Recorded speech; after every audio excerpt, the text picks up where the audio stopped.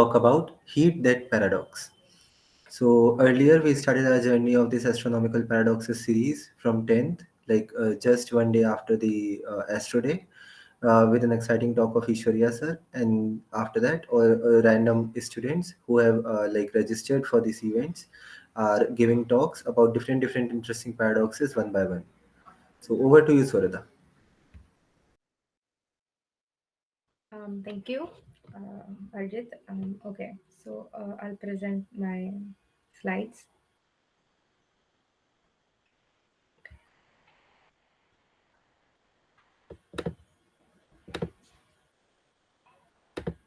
Um, can everyone see Yeah, it's this? visible. Yeah. It's visible? Okay, Yes. great. Okay, well, I would like to give my introduction again. My name is Swarada Deshpande, and I would actually like to thank everyone who's here right now for attending my talk. So, as obviously as seen on the screen, this talk today is going to be about the Clausius paradox.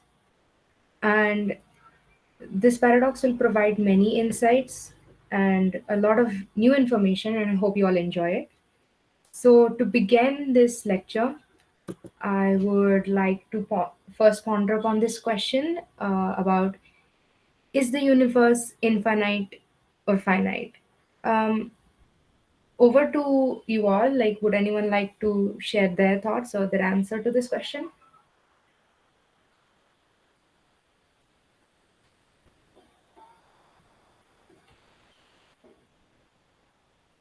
Okay. Yes. So precisely, Pranav says it's finite.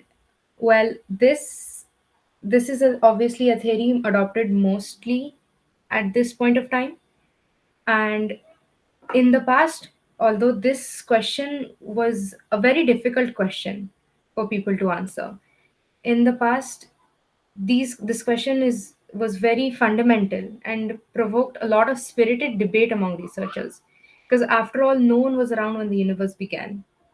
So in before, everyone considered the universe to be infinite, and they did just because there was no other reason not to do so. So basically, before, the best that scientists could have done was worked out a foolproof theory backed up by the observations at that time. After this topic, before we go on to the actual theory of the Clausius paradox, I would like to talk about the second law of thermodynamics, which we all know, but basically it says that any hot object transfers heat to its cooler surroundings until everything is at the same temperature. That means after a finite amount of time, both objects would be in thermodynamic equilibrium, which technically says that both objects would be at the same temperature. Now you could see this law does not specify the exact temperature at which the objects would be, but it only says that both the objects would be at an equal temperature. That means there will be no heat flow, and you could say they will be in thermodynamic equilibrium. Now, after discussing this law, let us go on to the actual paradox, the Clausius paradox. Well, this paradox is directed at the then mainstream strand of belief in a classical view of a semi paternal universe, whereby its matter is postulated as everlasting and having always been recognizably the universe. These long, big, complicated English words are technically they're trying to say is that the Clausius paradox bases that the universe is infinite. That means it has been postulated on on the theory of an infinite universe, which says that the universe has been around for an infinite amount of time. And it has been formulated from the second law of thermodynamics, which was stated by Lord Kelvin in 1862. And this is where the actual paradox comes from. And it counters the belief that the universe is infinite. So let us talk about the actual paradox. Well, the paradox is a reductio ad absurdum argument that uses thermodynamics to show the impossibility of an infinite universe. The paradox says, assuming the universe is eternal, a question arises. It is, how is that thermodynamic equilibrium has not already been achieved? If the universe has been around for an infinite amount of time, is that not enough to reach thermodynamic equilibrium? Technically, the paradox is directed at the then mainstream strand of belief that the universe was everlasting and always has been recognizably. So, technically, they mean to say that if the universe has been around forever, would the universe not look like this? It will be completely black. It will have nothing in it. There would be no stars, no black holes, no life as we know it. And that's because the universe would have no free energy. I'm not saying that there won't be energy. It won't be utilized to do work. So technically, the universe should have been in thermodynamic equilibrium by now if the universe was infinite. So that is the main statement of the Clausius paradox. So then how would we resolve it? Well, you might have already guessed that the Clausius paradox is resolved if we just change our theory, which technically it means that it is a paradigm. It was necessary to amend the fundamental cosmic ideas, and the paradox was solved when the paradigm was changed. Due to this paradox, it was one of the major motivating reasons for the acceptance of the Big Bang theory. The Big Bang theory states that the universe was not around for an infinite amount of time, and to be precise, about 13.6 billion years. And the universe started from a point. Well, we could talk. Let's talk a little bit more on the Big Bang theory because it was one of the theories that helped resolve this paradox. The theory proposed that between 13 and 15 billion years ago, all the matter and energy in the known cosmos was crammed into a tiny compact point, an infinitesimally small point.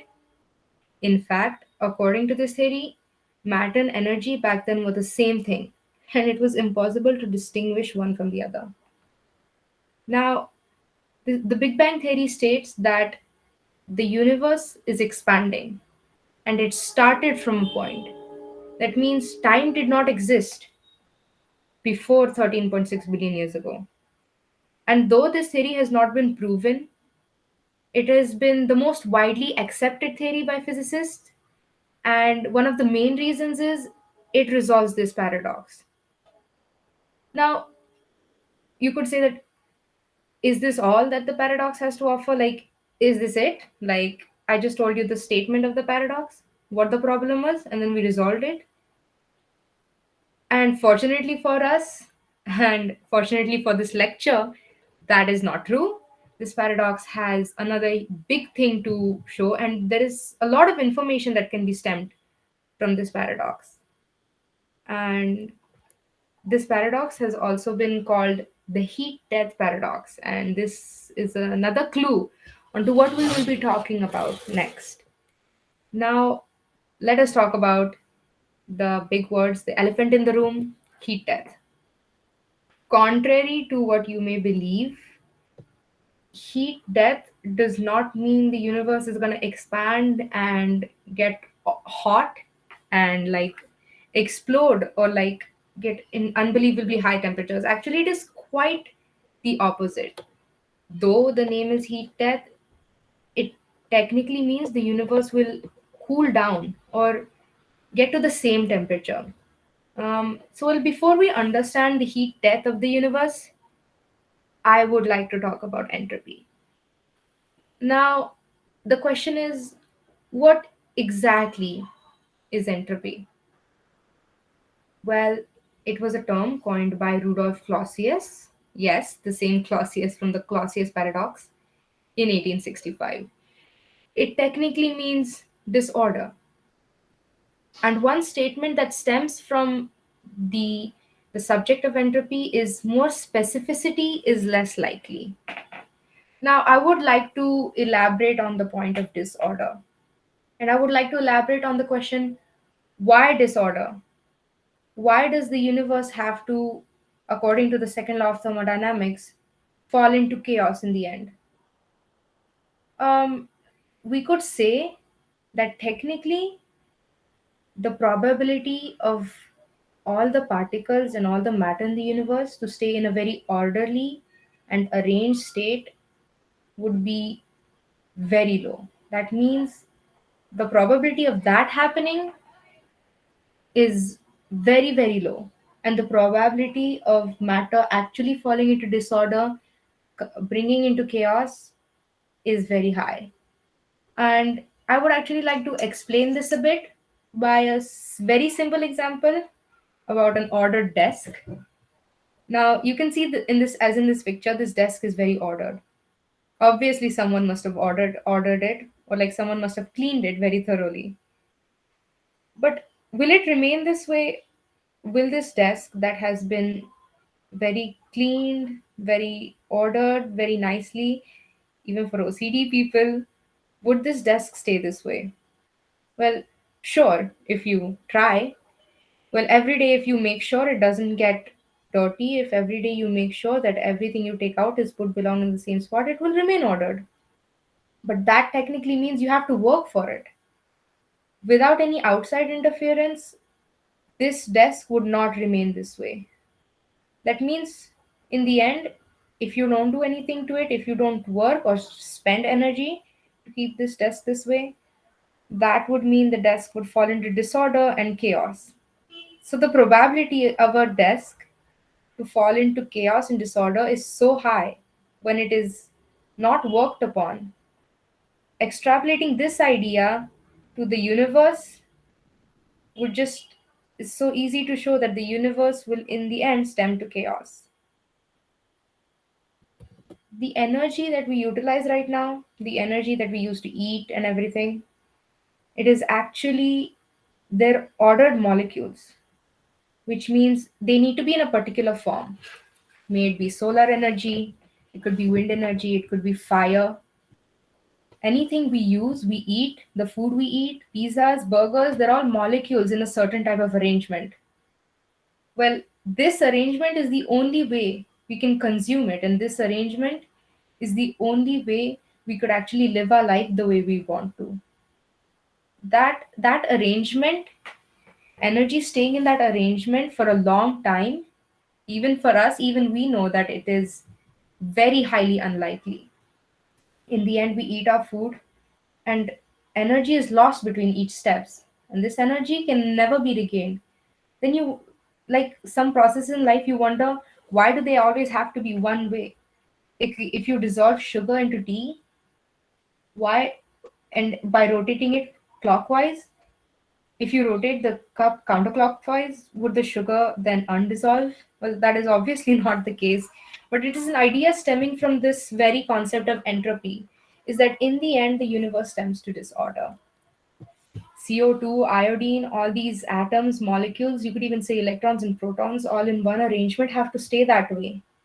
And to keep them that way, we do a lot of work. So, what will happen in the end when all this work runs out? Now we can talk about the heat death theory. So, the heat death hypothesis is a hypothesis on the ultimate fate of the universe. So, this theory technically suggests that the universe would evolve to a state of no thermodynamic free energy and would therefore be unable to sustain processes that increase entropy.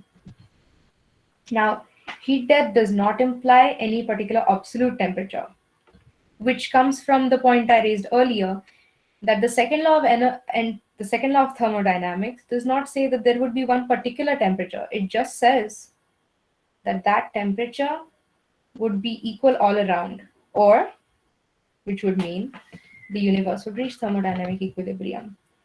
So it only requires that the temperature differences from other processes may no longer be exploited to perform work.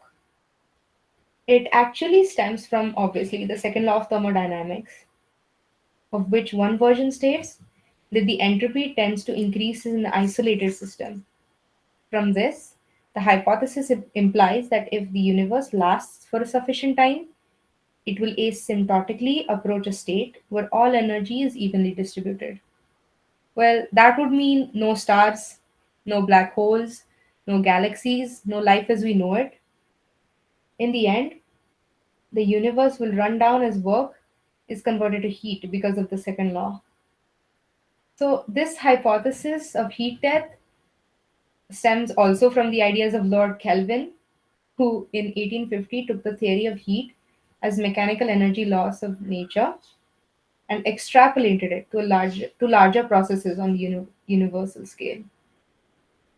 If the topology of the universe is open or flat, or if dark energy is a positive cosmological constant, the universe will continue expanding forever, as said in the Big Bang theory, and a heat death then would be expected to occur, with the universe cooling to approach equilibrium at a very low temperature after a very low time.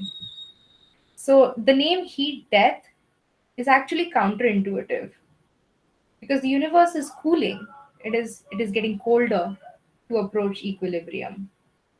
So a cold universe would be a universe which is unfathomable. Like we would not be around obviously to witness it. But to think of it, to think of what actually might be there is also a very difficult thing to do. It is not said that matter won't be there. It's just that there won't be any free energy. So if there's no transfer of energy, there would be no stars. There would not even be black holes. So discussing this, the most likely outcome of this theory is that nothing changes and nothing happens. To expand a bit on this point is that nothing changes would mean that eventually the universe would be a cold, dark, empty place. And in the pictures that I have put up in this slide are of our missions to space by NASA and ISRO and other companies, and a black hole. Because these ideas are so fundamental in ideas of science, and the thought that a universe can exist without anything happening is a very scary and depressing thought. But then you'd ask, what's the point? Then what's the point of doing anything? In the end, everything is going to be cold and dark and nothing would happen anyway. Well, actually, to talk a little bit on this point, I would like to quote Steven Pinker, who said in his book Enlightenment Now, Steven Pinker stated that the second law defines the ultimate purpose of life, mind, and human striving. It is actually to deploy energy and information to fight back the tide of entropy and carve out refuges of beneficial order. These complicated words technically mean that ultimately the meaning of life is to fight back the tide of entropy, is to fight back chaos, is to fight back the disorder that will eventually take on the universe. And who's to say that even after the heat death, who's to say that in the end the universe may not come back? Who's to say that it won't all come back to square one, just like we know it? And another quote I would like to actually tell you all is that if the heat death of the universe is the destination, it really is all about the journey. This quote technically means in the end, if nothing would really matter, then the only thing that should matter is the journey. So, to sum up all of the exciting information that I have presented, is basically we started with the theory of an infinite universe. We started in the past, and that was what people thought of. And then came along Lord Kelvin, who said, no, I don't think the universe is infinite, because if it was, that would mean it should have been open and cold and barren already. Because having an infinite amount of time would obviously give it enough time to reach thermodynamic equilibrium. And clearly, that was not the case. After that, we decided that maybe the universe isn't infinite and we had to change our paradigm and way of thinking. Then came our Big Bang theory, and the Big Bang theory stated that the universe is expanding. After the Big Bang theory, we talked a bit about Clausius and his postulate when he said that entropy is will be around forever and everything in the end will fall into chaos. And after that, we discussed about the heat death. We showed what this statement actually meant, and we showed one of the possible ends of the universe. Though this has not been proven yet, though there have been many theories on how the universe can end, this is the prevailing one. And in the heat, after discussing this, we talked about what it all actually meant. So, in the end, I would like to thank everyone for coming to this talk. And I would like to thank everyone for listening to me for half an hour of what I had to say. And I hope everyone enjoyed this lecture. So, thank you.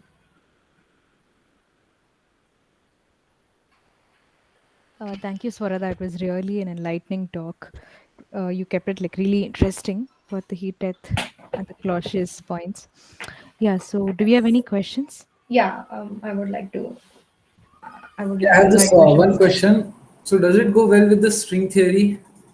And if so, does it take into account the energy conversions? Like, I mean, if you have to go by that purely thermodynamic outlook, then we are most probably ignoring a lot of new things that have come into place. Like, for instance, there's this theory that same object can exist in multiple spaces, and that light will always exist. So, constant change of energy would always be there. So, if that is the case, then how will this thing entropy ever tend to zero? Okay, so to answer your first question, I guess that yes, this is completely related to the law of thermodynamics, and that theory is where this paradox stems from. And to talk about the newer theories like string theory technically postulates that actually particle technically postulates that the matter in physics like electrons, neutrons, and particles that we know about like photons are replaced by one dimensional objects called strings. And it actually string theory describes how these strings propagate through space and interact with each other.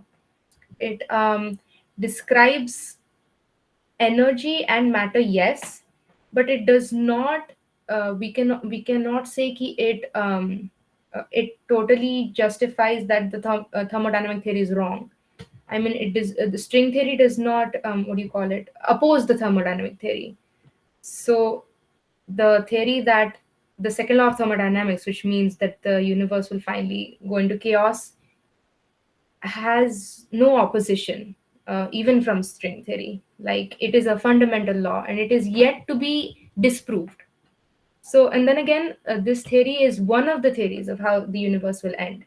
And there are many, like proposed from string theory and other, but this is one of the most prevailing and most accepted theory up till now. Obviously, since we don't know everything about the universe yet, we don't have the theory of everything. We could just, I guess, formulate on what would happen in the future. So I guess I hope I answered your question.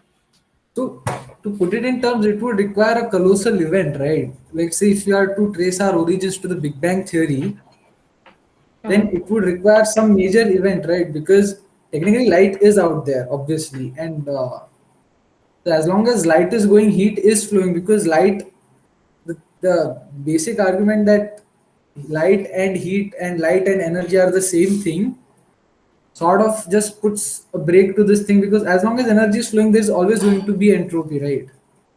Yeah, definitely. I mean, there will always be order, you could say. But like, I mean, light comes from, like, the light we know about and comes from, if you consider the universe right now, comes from stars and fusion between cores, quasars, and supernova explosions. So, well, actually, according to the Big Bang theory, the universe is expanding. And we don't know why it's expanding. It's something called dark energy, which I didn't touch a lot upon on this topic. But in the end, dark energy, they say, it's a theory obviously, that it will overcome the law of, what do you call it, sorry, it will overcome gravity. And in the end, after the stars have all burned out, there will be not enough galaxies to make new stars. So there won't be new stars, there won't be new motion, there won't be new light. So in the end, everything will reach thermodynamic equilibrium. That means everything will be of the same temperature. And I didn't say that there would be no energy. It just won't be used to do any work, or you couldn't use it. You can't use the energy that's left. So that's why it'll, be a very cold and, a universe where nothing would happen technically. uh, is that a good enough answer for you? Yeah, fair enough. I mean, I just kind of skipped the part where I missed this thing. Hmm. Yeah, fair enough. Cool. Cool. Okay. Does anyone else have any questions? Yeah, one question I had. Uh, okay, like Prayash has one question. Like you can Yeah, have. wait 1 minute. Okay, right. So Brash is saying, how did entropy start in the first place? I cannot say for certain. Like I cannot say like, yeah, entropy started here. But the Big Bang theory, it states that the universe started 13.6 billion years ago, and it started from an infinitesimal point. So that started, it must have been, they say it must have been completely ordered, like the universe must have been completely ordered, because after that entropy just started increasing. So I guess entropy, can you could say it started from the Big Bang. I don't know for sure. Means entropy was also there before the Big Bang. Then Technically the Big Bang theory states that nothing was there before the Big Bang, not even time. And they said, like, during the Big Bang, like at the very beginning, they say there was no entropy. Technically entropy means disorder and chaos. So according to the theory, everything was an infinitesimal point and everything was ordered. And after the Big Bang, it started getting disordered and started coming into chaos. It started increasing, or you could say the entropy was started increasing. So yeah. um okay, Arjit, I Yeah. think you had. So is it like Big Bang was not an explosion and it is wholesome, like it's a process, right? It, yeah, the Big Bang theory of the universe, actually it states that there was an explosion in the beginning, but what caused the explosion, it's not yet known. Like, it Okay. Yeah. came from a very small point. That's like all we know till now. So No, I asked that because I read somewhere that there's another theory which suggests that like Big Bang was like death of the previous universe in like beginning of yeah. the something like that. Yeah, my question was like, I mean, it might sound a bit absurd, but it's like what I know is like the expansion of the universe is like the increase in the, let's say, displacement between any two like gravitationally unbounded parts of the universe, like with time. So it's like the space itself is stretching. So if I'm making one, if I'll ask something like it might sound absurd, like what universe is expanding into, so that doesn't make sense, right? Yeah, the expansion, like you said, technically means that the space between two bodies or two objects which are made of matter that we know of right now is increasing. So technically the galaxies are going far apart and the stars are, and we don't even know what's causing this expansion. Like, we don't know for sure. We call it dark energy for now, but we don't know its properties.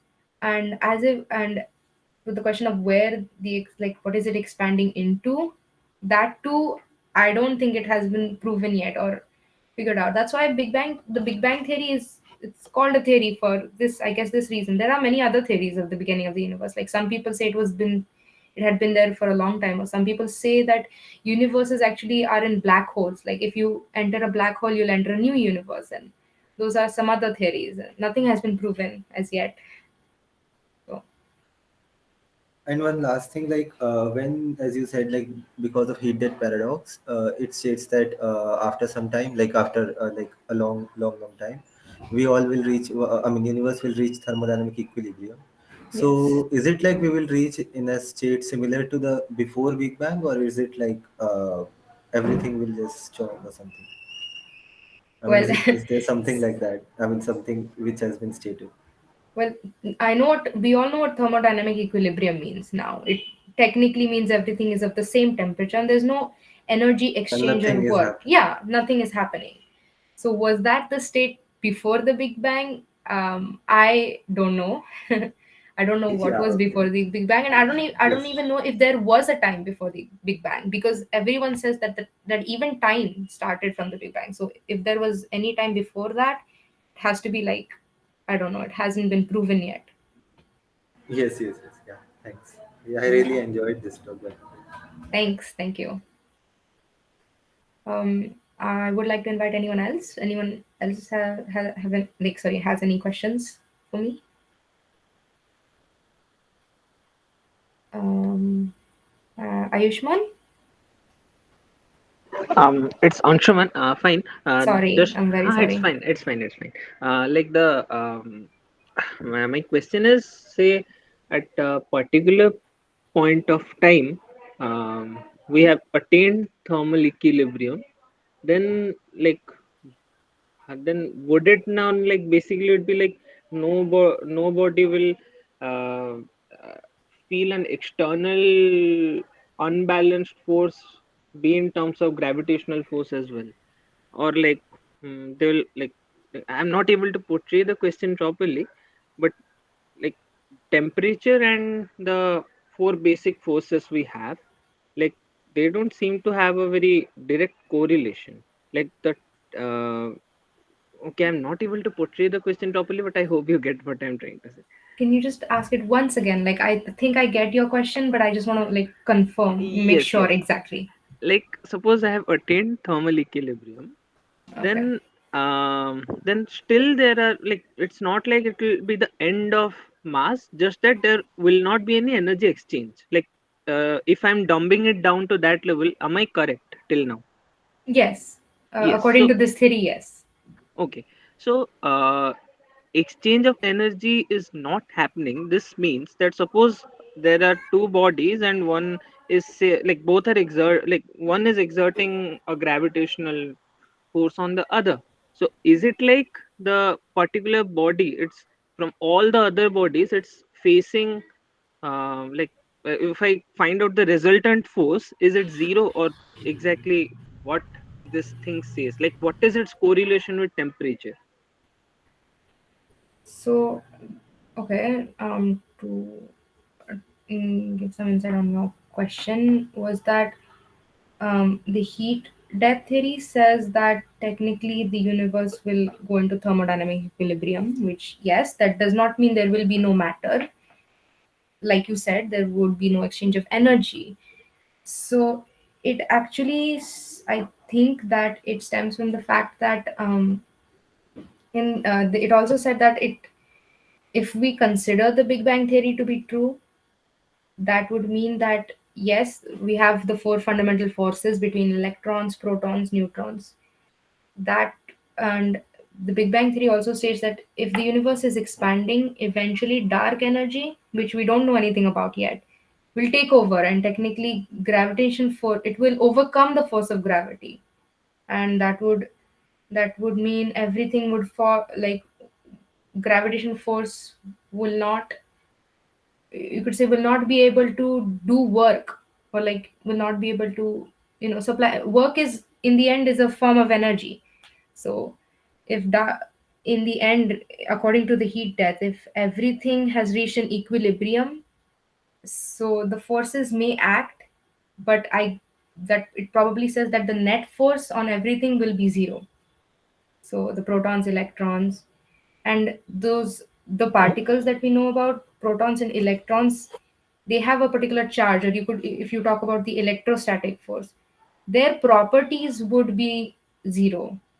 The the charges and everything would be nullified into nothingness, is what I could say on this. I know I probably haven't given a very good answer, but everything about the end of the universe and the beginning of the universe is actually very hazy and not clear as to now.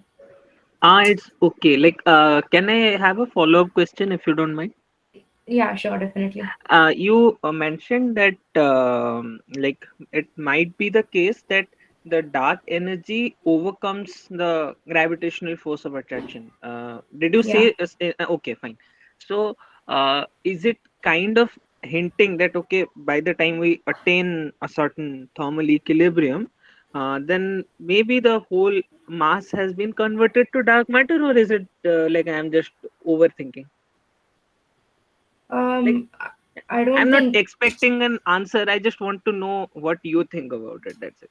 Yeah, dark matter and dark energy are completely different. Like, we have, the dark matter theory has postulated because there is a certain amount of mass that we cannot see that is affecting right now the gravitational pull of the galaxies, and that mass we call that dark matter because it doesn't, because we cannot explain or detect any other mass, but it still behaves as if it's heavier. So dark energy is fueling the expansion of the universe, but I don't think there's a direct link between dark energy and dark matter, or to say. Okay, thank you. Yeah, thank you.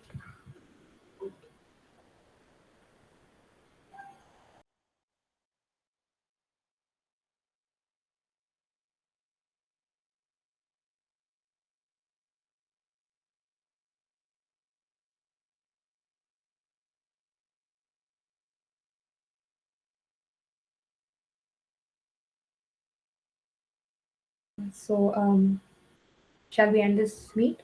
So let's declare. I have a last question. Okay, yes, sorry. Yeah, one example you have given that uh, with that ordered things and with time will it be remain ordered or not? Right? Okay.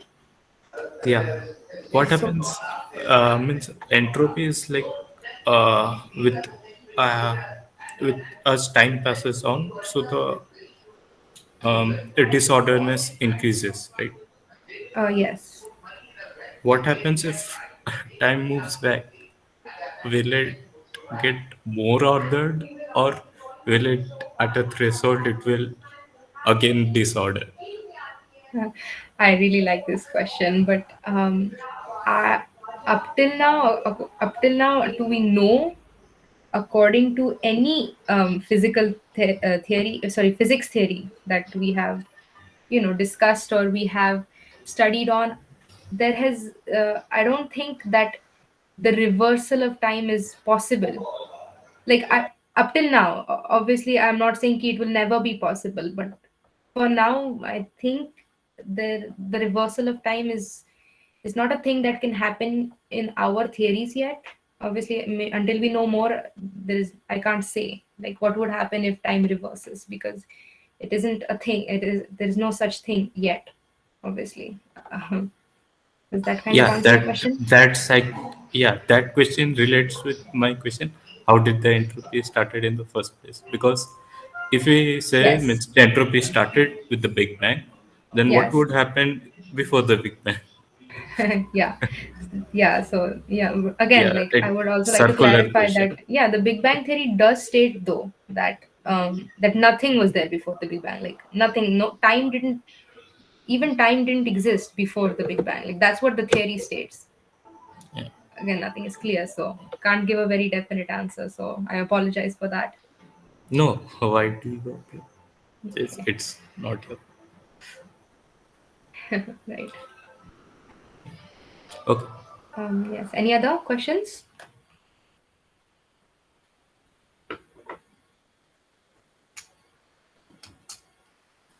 um okay, so